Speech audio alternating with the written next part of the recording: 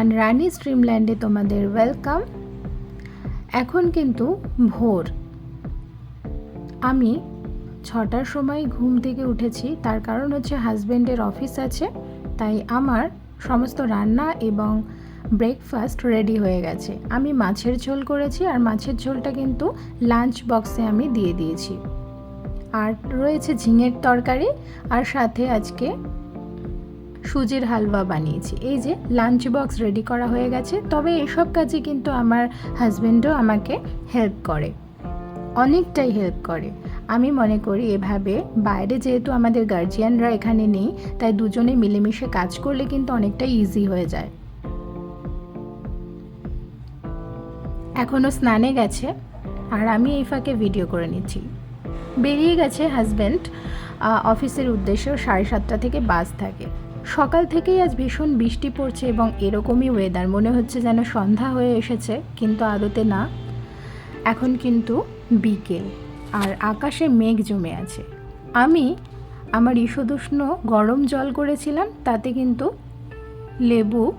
লেবুর রস মিশিয়ে আমি খাই এটা সকালবেলাতে খালি পেটে। এটা আমার ডিটক্স ড্রিঙ্ক। দেন আমি এভাবে ড্রাই ফ্রুটসগুলোকে ভিজিয়ে রেখেছি। ড্রাই ফ্রুটসগুলো কিন্তু আমি চায়ের সাথে খাই, তবে রাতের বেলাতেই ভিজিয়ে রাখি, যেহেতু মনে ছিল না তাই এখন ভেজাচ্ছি। 2-3 ঘন্টা ভিজলেই যথেষ্ট। আর এই দিকে দেখো, আমার রান্নাঘরটা কিন্তু আমি খুব সুন্দর করে ক্লিন করে নিয়েছি। আমার কিচেন কিন্তু পুরো ক্লিন হয়ে গেছে। হাজব্যান্ডও অফিসের উদ্দেশ্যে বেরিয়ে গেছে।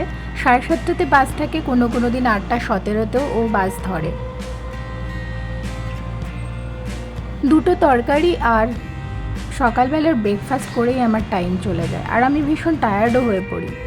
তারপর আমার বিছানাটা একদম মেসড আপ হয়েছিল, সেটাকে আমি ঠিক করব।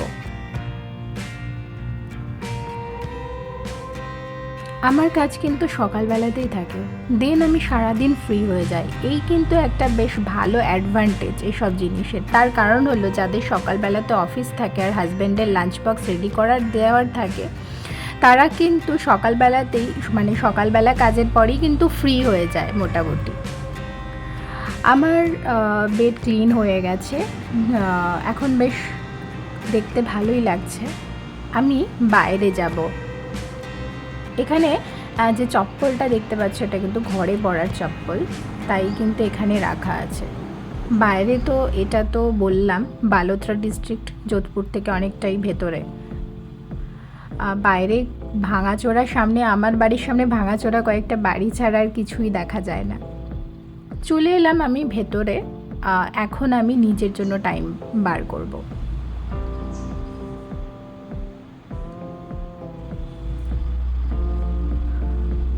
নিজে এই ঘরটা তোমাদেরকে দেখাচ্ছি আরেকটা জিনিস। এটা আমার বেডরুমের পাশের ঘরটা। এখানে ঠাকুর রাখা আছে। এখানে প্রতিটা বাড়ির জল রাখার জায়গাতে ঠিক এরকম ডিজাইন করা থাকে, কারণ বুঝি না।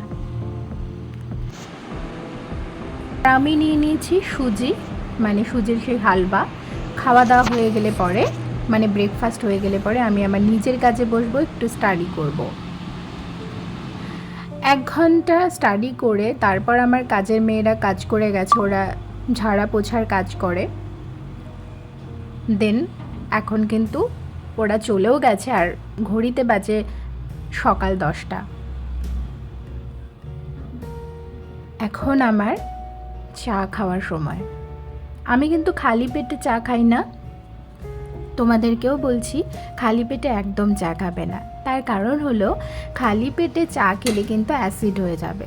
সকালবেলা যে আমি ডিটক্স ড্রিঙ্কটা খেয়েছি, দেন ড্রাই ফ্রুটসগুলো আমি চায়ের সাথে খাবো, আর তার মাঝে করেছিলাম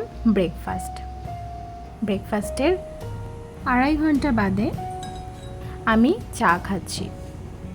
আমি কিন্তু চায়ে চিনি ব্যবহার করি না। চায়ে চিনির বদলে আমি এখানে জ্যাগরি পাউডার ইউজ করেছি, অর্থাৎ গুড় ব্যবহার করেছি। দুধ চা খেতেই বেশি ভালো লাগে, বরাবরের অভ্যাস। আর এই চাটা আমার রিল্যাক্সেশনের টাইম, মানে চা খাওয়ার পার্টটা। এটা আমি খুব নিরিবিলি শান্তভাবে খেতে চাই। হ্যাঁ, পার্টনার হলে তো ভালোই লাগে, তবে ওর তো অফিসে থাকে, তো আর সেটা সম্ভব না একসাথে চা খাওয়া। আমি চাটা খুব নিরিবিলি শান্তভাবে খেতে চাই। আর চায়ের সাথে আমি কিন্তু বিস্কুট খাই না, কেননা বিস্কিটে থাকে ময়দা, আর্টিফিশিয়াল সুগার আর পাম তেল থাকে, যেটা আনহেলদি, একদমই আনহেলদি। তাই আমি বাড়িতে বানানো বিস্কিট খাই। বিস্কিটের রেসিপি আমি তোমাদের সাথে নেক্সট ভিডিওতে শেয়ার করে দেব। আর এই ড্রাই ফ্রুটসগুলো আমি এখন খাবো চায়ের সাথে। বিয়ের আগে জানেন তো, চা সবসময় বাবা মায়ের সাথে একসাথে গল্প করতে করতে বসে খেতাম। তো যাই হোক, এখন আর সেটা সুযোগ হয় না। এখন দুপুর তো প্রায় হয়েই গেছে, 1:30। আমি স্নান করে চলে এসেছি। আর এই যে দেখতে পাচ্ছ, এটা একটা আয়ুর্বেদিক তেল, খুবই ভালো। এটা ফেস অয়েল অ্যাকচুয়ালি। এটা কিন্তু কুমকুমাদি ফেস অয়েল। এটা মানে ইউজ করে আমি ভীষণ, আমার স্কিনের টেক্সচার ইমপ্রুভ করেছে। এটা তোমরা মাখতে পারো, ইউজ করে দেখতে পারো, ভীষণই ভালো একটা অয়েল এটা। তো এটা নিয়ে আমি একটা শর্ট ভিডিও বানাবো ভেবেছি। যাই হোক, আমার নিচে ডিসক্রিপশন বক্সে এই অয়েলটার, মানে এই ফেস অয়েলটার কিন্তু আমি লিঙ্ক শেয়ার করে দেবো, চাইলে তোমরা কিনে নিতে পারো।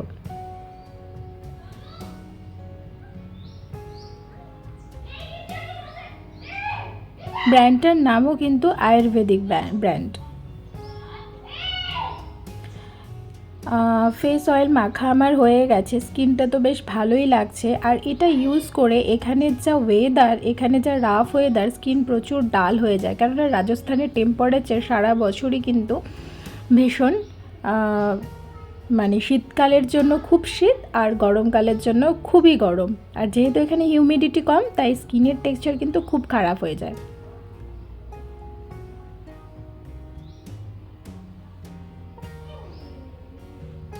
আর আমি এখন দুপুরবেলায় আমার খাবার নিয়ে বসে যাব। সারাদিন কিন্তু বাইরে বৃষ্টি পড়ছিল, প্রচণ্ড বৃষ্টি হচ্ছিল, তাই বাইরেটা আর দেখাচ্ছি না। এখন আমি খেতে বসলাম সেই সকালের ঝিঙের তরকারি আর মাছের ঝোল। আমার আর এক্সট্রা করে নিজের জন্য কিছু আর বানাতে ইচ্ছা করে না, কখনো মন হলে বানাই, কখনো বানাই না। তো আজ আর ইচ্ছে করছে না। যাই হোক, এখন হয়ে গেছে বিকেল, আর আমি কিন্তু আমার বাইরে কয়েকটা প্রয়োজনীয় জিনিস আমি কিনে বাড়িতে ফিরেছি। তাই আমার মানে দেখতে পাচ্ছি আর কি,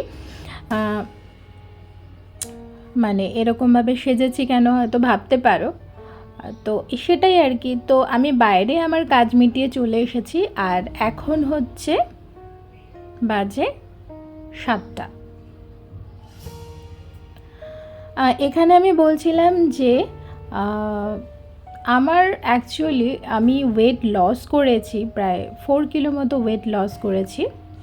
রিসেন্টলি আমার আর চেক করা হয়নি, মানে ধরে নাও 3 সপ্তাহ আগের আপডেট দিচ্ছি আমি তোমাদের। 4 কিলো মতো, 1 মাসের ভিতরে আমি 4 কিলো মতো ওয়েট কমিয়েছি। তো আমার এই ওয়েট লসের জার্নি, মানে আমার এই ওয়েট লসের জার্নিটা কিন্তু খুব সিম্পল ছিল না, যথেষ্ট স্ট্রাগল করেছি।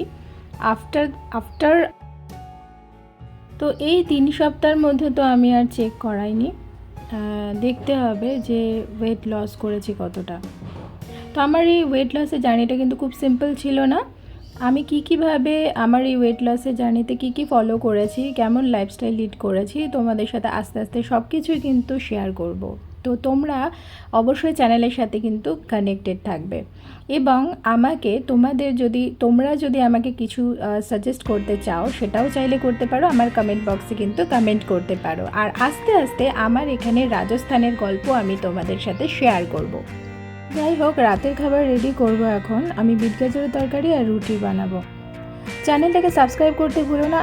এবং আমার চ্যানেলে কিন্তু আরও অনেক কিছু, আমি রাজস্থানের গল্প, এখানকার গল্প তোমাদের সাথে শেয়ার করব। অবশ্যই চ্যানেলের সাথে কানেক্টেড থেকো। টাটা।